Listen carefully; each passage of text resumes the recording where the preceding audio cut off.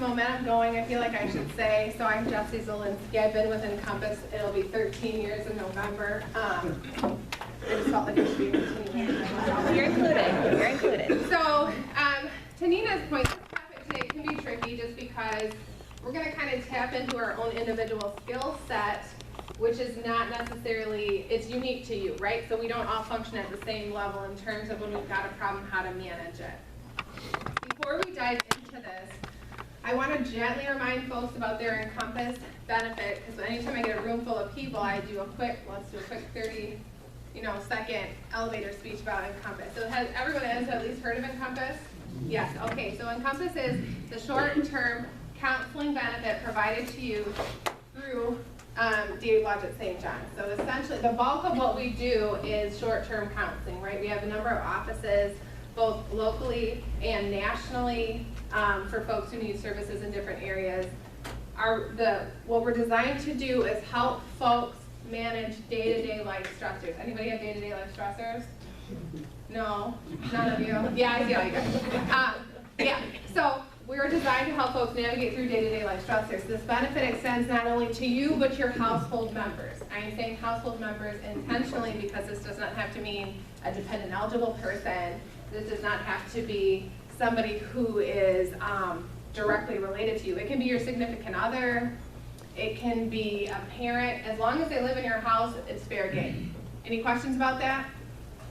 It's a completely confidential service. There's no information that goes back to the organization that would identify you specifically, right? So there's demographic information that goes back, because we have to make a business case for why folks should, use our services. But apart from that, there's no identification that would go back unless you tell them that you use our services. Any question on that before I dive into today?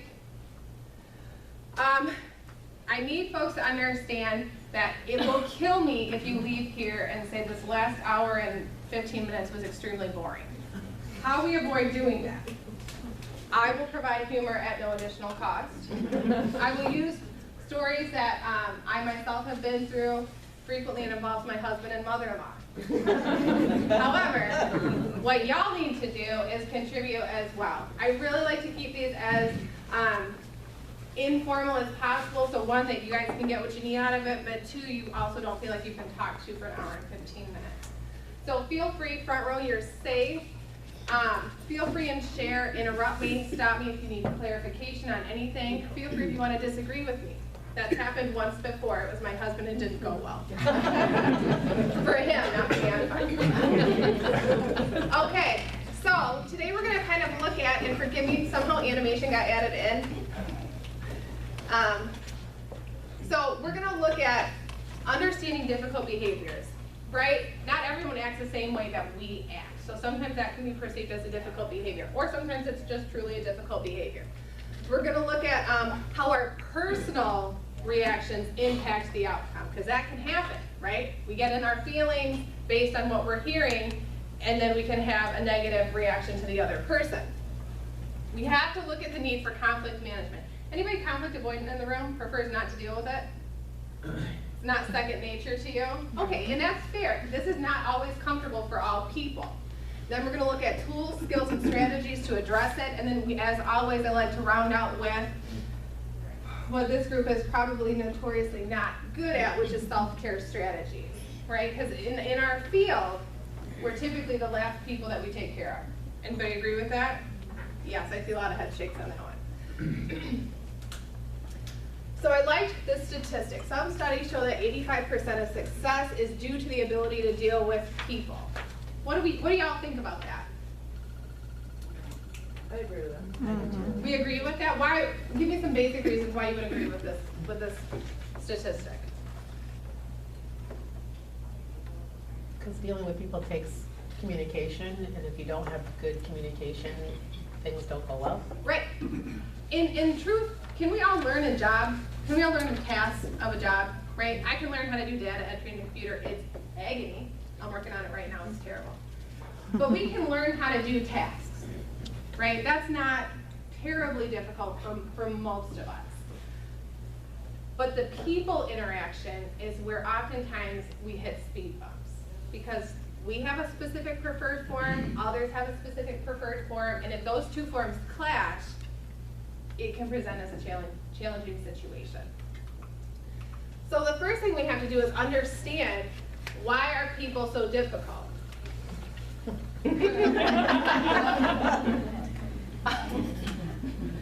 Understanding it doesn't necessarily mean that like we love it. It just means that we have a basic knowledge of why folks are so difficult.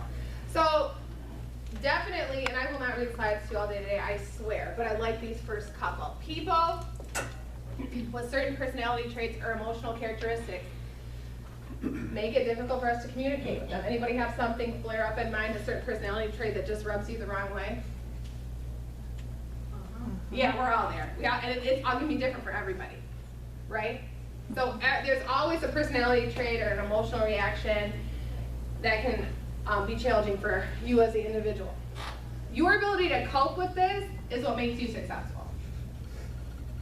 It is not your ability to match this person. It is not your ability to win over this person. It's your ability to manage it. If I manage it, I mean manage yourself in that interaction. So, what is difficult behavior? In your world, so I've highlighted some things that I see typically in the line of work that I'm in, where I consistently work with people, but these are some of the things that I see most frequently. People make it harder for you to do your job, whether that's a coworker, whether that's a family that you're working with, whether that's somebody at home. People make it harder for things to get done. Some people are hurtful. And they can be hurtful for a number of different reasons. They can be hurtful based on the perception or the belief that you have based on what they're saying to you, right? Because your own thoughts and feelings play a role in this too. People who need constant control, recognition, and respect. Typically that's about, I know I see some head shaking, okay. That is typically, as we know, about the other person and has very little to do with the recipient. Can we agree on that? Yes. Yes, we can. Okay. And this one I see most infrequently, disruptive behavior. Most people know how to act right in public. I see it more, if people are disruptive, it's more on a subtle cue versus being overt, right? It's that passive aggressive nature where you're just kind of like, what just happened? Or you're questioning the interaction. But I'm curious for you folks, what do you interpret, or what to you would you identify as a difficult behavior in your world? Because it's different. Yeah? Not getting documents in on time. Yeah. Yes, not getting documents in on time.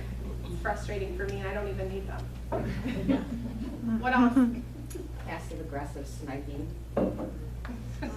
Yes. That's the, That really gets the blood boiling, doesn't it? Just come out and say what you want to say. We don't have to be passive aggressive, right? Yeah. Negativity. Negativity. That, and I will tell you, negativity spreads.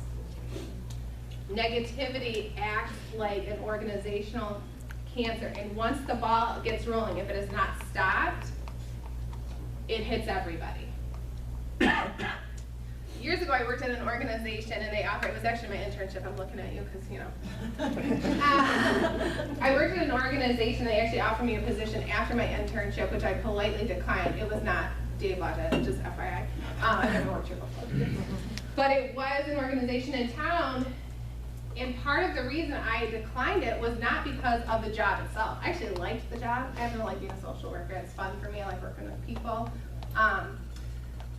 It was the organizational negativity or politics that caused me to say, wouldn't touch this with a 10-foot pole, right? Because I even remember sitting in meetings. We'd have to go to meetings. And there was an agenda provided prior to the meetings, and part of the agenda line items were rumor control. There was actually a line that said rumor control. What? No. No. No. No. So, I mean, but truly, working in a negative space, that directly impacts your overall performance, but your well-being too, because nobody wants to go into a negative environment. Y'all didn't pick a glamorous job, you know, in total. You have a tough job with both the people you're interacting with, the type of work that you're doing, the stories that you're hearing. It is a tough job. The last thing that we need is internal negativity, because that just creates an additional layer of mess within the group. Can we all agree on that one too? Yeah. So what does this look like in particular? All sorts of things. We've got passive aggressive on here. Folks who can be defensive if given feedback. That's challenging when we have somebody who we're trying to provide constructive criticism for, and their responses can be of defense versus maybe opening themselves up to what we have to say. People who are demanding. Anything stick out for you on here that you see consistent? You've got negativity. Super agreeable, especially when they don't really agree. That's, okay. You are the first person that selected that one. I feel like you should win something. So super agreeable. Why to you is that a difficult behavior? So I'm not from here, and Oh. I've heard frequently about West Michigan nights. Midwest nights, sure. So I would much rather, and I think my staff do this well at residential, but I would much rather have staff that can disagree when they truly disagree than think you leave the room with a consensus when you don't really have one. Okay. Okay, that makes sense to me. I thought you were just kind of like pleasantries, and I was like, well, that's bad. No, but that makes sense. So that facade of, yes, no, we got your back, we totally agree, and then you're gone, and then it's like, that was the dumbest idea ever. Right. Got it. Okay, that's fair. And then it's the meeting after the meeting. The meetings after the meetings. That's when all the stuff really happens, isn't it? When all the problems get solved. We like the things. Well, and I think that that's human nature, right? I think people have a tendency to want to write the worst possible case scenario. We all want to, and I truly believe it's for our own sense of self-preservation, because in our minds, if we can play out the worst possible outcomes and situations, we can be prepared for them. Folks, that is the best way to produce anxiety at large. One of the things that people have a very easy time doing is writing a story. The challenge is asking the question. You know, Encompass has recently gone through a transition with some new partners. This has required, I don't even like to talk about it because there's secondary trauma, but there is a lot of technology upgrades. And I'm not technology, like I don't have an aversion to it, but I'm on the struggle bus in a real way. What I will say that I found even myself doing, knowing better, is writing stories about, as an example, how my first word that's coming to my mind is dumb, this is. But it's easy for me to find flaws within things, because I'm a person and I like to analyze stuff. That's also the nature of the beast in the jobs that we've found ourselves in. I feel like we're constantly running analysis. My husband says it to me all the time, don't therapy me. And I'm like, that doesn't even make sense what you just said. That's not even grammatically correct. But it's really easy to find a flaw. It's not that easy to find a solution. So if folks have them, rather than the meeting behind the meeting, it's beneficial to go to the person that can be supportive to them in their solution endeavor, versus let's hold a congregation of all the things they're doing wrong and then go nowhere with it, because that feeds negativity, and nothing happens with that. There's no resolve there. And oftentimes, even if there is no resolve, at least you felt like you've done your part by voicing your thoughts on a situation. So I always encourage people, if that's an option, to do it, or to find a way to do it. Any other negative examples of what it looks like or how it presents itself symptomatically? Seeking support, answers, other ideas, and then just shooting every one of those down and refusing to try any of those. So like maybe like, if this is more of a formality than anything, I'm just gonna ask and not go anywhere with it. Sure. That would be extremely challenging. It's gotta be on both sides. You have to do it on both sides. If somebody's coming to you, it doesn't hurt to consider anything within the parameters of what you're able to do. So here's a number of different examples we've provided. I would say, I always try and tend to point out typically what we see most consistently. Passive aggressive, very common, negativity or pessimism, just being negative with things overall. Maybe if we see people withdraw a bit, or they're just kind of like, whatever, I'm just gonna do what I have to do, and then still that creates a negative energy at work. Anything else that we see up here that sticks out? Judgmental, that's a big one too. Openly hostile. I don't see it a ton, but I do see it in certain work environments. Fighting whatever's going on within the organization or within their team. Why do people do this? I truly believe that people do things in life purposely, right? I think that people do things for any number of reasons, but I do think it serves them a purpose. Even if the purpose isn't the greatest, it tends to be serving. So think about it as it relates to when we see people having these types of, when people are super agreeable, I'll pick on you, sir, that's not from here. Why do you think that, why would somebody be super agreeable? Because they're uncomfortable with conflict, because they don't want to be challenged or feel challenged. Absolutely. That serves someone a purpose.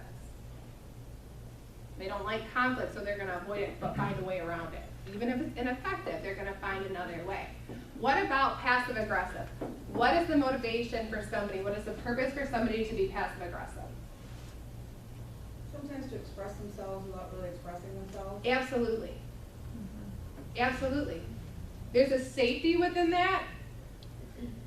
The problem within that is we lose our content in our delivery, because then people are focused on how it was communicated versus what was being said. There's a lot of room for error in those kind of subtle digs that a lot of people do, because it's a means of saying what they want to say without pushing a boundary. What else? Sometimes they're not confident in what they have to say, and so they just think it's easier to just agree and I'll figure it out later. They're not, particularly if it's an authority figure, they may not be sure of what the dynamic really is, and is it safe, is it okay, what's gonna happen? Absolutely. Do I really have enough experience and confidence to ask a question in this situation, or do I just need to deal with this? Right. And some of this stuff is based on previous interactions, whether that's with previous employers, whether that's family of origin stuff. We're going based off of our previous interactions around conflict situations. It does not have to be work-related conflict. It can just be conflict in general. So oftentimes, we tap into what we know to do based on our previous examples. But there's a number of reasons that people allow for their behaviors to serve purposes. So I work with somebody who functions in control. I worked with this individual. She functions in a control setting. She needs to do everything, which is crazy making for me, because that inserts, naturally I'm gonna feel a little bit of self-doubt within myself, because why aren't you delegating to me? Right? I can do this. The skill set and ability is there. So then I had to take a step back and understand, why would somebody try and manage 75 balls in the air versus giving a couple of them to somebody else? And upon further explanation, I came to the conclusion that I do believe that this is being done so this person feels like they are in control of what's going on. This is necessary for this person's okayness. I'm pretty sure I just made that word up. But it works, so I'm going to go there. Okay? So for this person to feel okay, they have to manage everything. Now, the problem in that, the trick in that is we lose things, right? It's not possible for one person to manage and absorb information,